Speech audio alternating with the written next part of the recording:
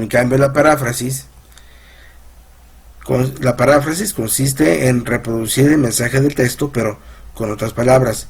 Para ello se recurre al uso de sinónimos, así como el desarrollo de las ideas variando los conceptos. Es una muy buena estrategia de comprensión lectora, ya que obliga a leer con detenimiento, presentando atención en cada idea y palabra. De esta forma, se evita pasar por alto información e interpretar equivocadamente el sentido del texto. Por ejemplo, para este texto, Valeria estaba tan hambrienta que ni siquiera se fijó que el plato tenía cebolla, algo que según ella es insoportable.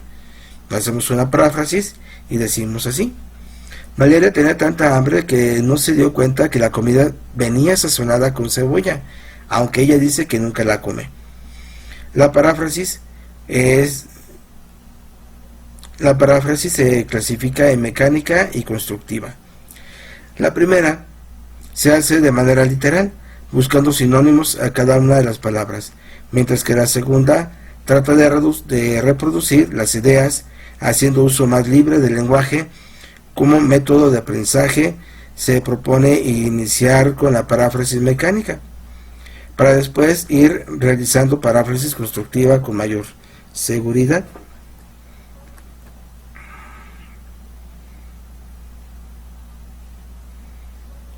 La reseña crítica. Como género, la reseña crítica tiene un tanto de objetivo y otro tanto de subjetivo. Exponer el contenido de un texto, pero también incluye su apreciación sobre el mismo, el autor respecto a lo leído, y lo sustenta destacando sus cualidades o defectos. Sin embargo, también hay objetividad, ya que los valores o los defectos que se atribuyen a un texto se basan en criterios o normas generales de aquello que se supone que debe aportar según su género e intención. Entonces, la reseña comenta el contenido de un texto, pero también critica no solo aquello que expresa, sino también la forma en que lo hace. Aquí va de nuevo la distinción que se hace entre contenido y la forma del texto escrito. La reseña es un escrito argumentativo, más que informativo, dado que la creatividad que tenga depende de sus afirmaciones se desarrollen de manera completa y sean bien sustentadas, es decir, que se argumente con solidez y gusto, o la percepción de quien la escribe. Para escribir una reseña crítica se puede seguir esta guía. 1. A manera de borrador, escribe qué impresión o qué efecto te causó el texto leído. 2. Define por escrito cuál consideras que es el tema y la intención del autor. 3. Verifica cómo cumple el texto con valores generales como la brevedad, claridad, la originalidad, la sencillez, el humor, etc. 4. Reflexiona si hay algo en el texto que te confundió o te molestó. 5. Copia del texto una cita o un ejemplo que sirva para sustentar o ilustrar tu opinión. 6. Utiliza toda la información anterior para hacer un escrito en párrafos con extensión de una cuartilla. Tema: funciones y finalidad de un texto. Hemos tratado la lectura, el conocimiento y la comprensión de diferentes tipos de texto para analizar cómo presentan las ideas. Como puedes ver, cada uno de ellos tiene una pretensión en términos de su finalidad, que va en función de, primero, comunicar. Reafirma el vínculo y establece contacto. El mensaje es un medio para generar un intercambio. Procura sencillez y cordialidad para lograr claridad. Entender.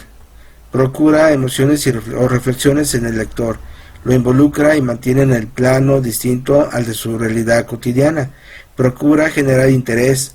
Hay hechos y consecuencias, o bien niveles de avance de la acción, o incluso interactividad. Busca generar suspenso, curiosidad o goce estético. Persuadir. Se propone modificar ideas y conductas, por lo que recurre a mecanismos de atracción, sorpresa, interés, empatía, emotividad, humor y lógica. Estos textos con lenguaje racional y claro La redundancia es una de sus cualidades.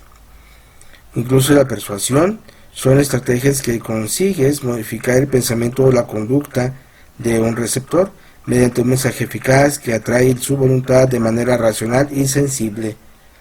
Informar.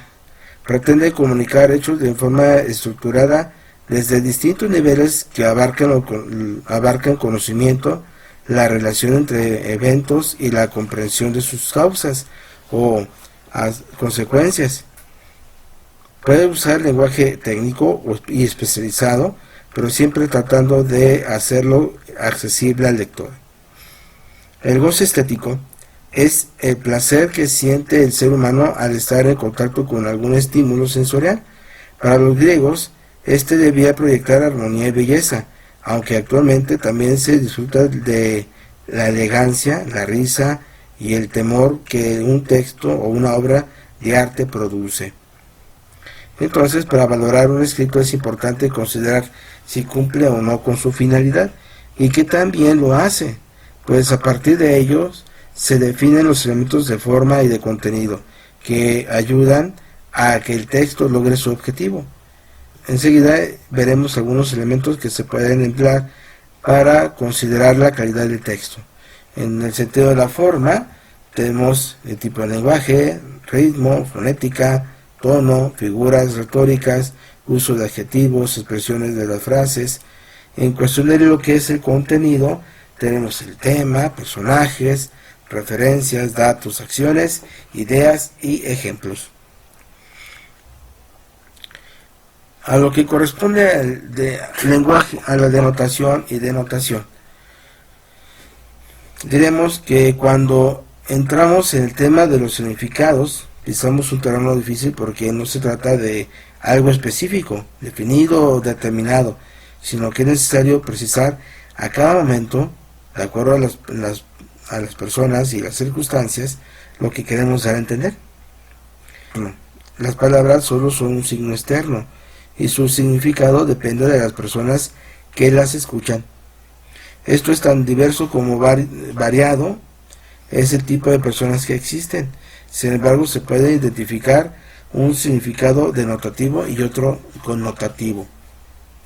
El lenguaje denotativo, el significado denotativo es el que tiene una palabra o signo cuando se identifica con la realidad específica. Este se encuentra comprometido con la realidad física.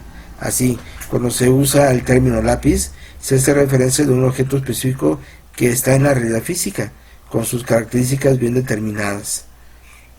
La denotación es una característica de los textos expositivos que consiste en interpretar la forma directa y objetiva del sentido que tienen las palabras y las frases, así como el sentido que encontramos en un diccionario de una palabra es el sentido que tiene la denotación. El lenguaje connotativo. El significado connotativo es el que tiene una palabra para la persona que lo expresa o lo escucha, es decir, tiene un significado personal. Este resulta en la experiencia de la persona y varía según el individuo que interpreta. Por ejemplo, el término agradable tiene un alto valor connotativo, al igual que sucede con las palabras bueno, hermoso, especial.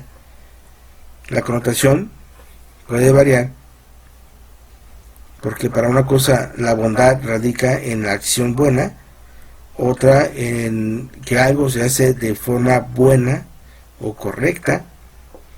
Entonces prácticamente va variando su significación. También la connotación es la propiedad que poseen las palabras para asumir significados diferentes a su denotación, de acuerdo con una postura personal en el contexto social. Dicho de otra forma, y haciendo un ejemplo, podemos decir que la palabra gato tiene una connotación distinta.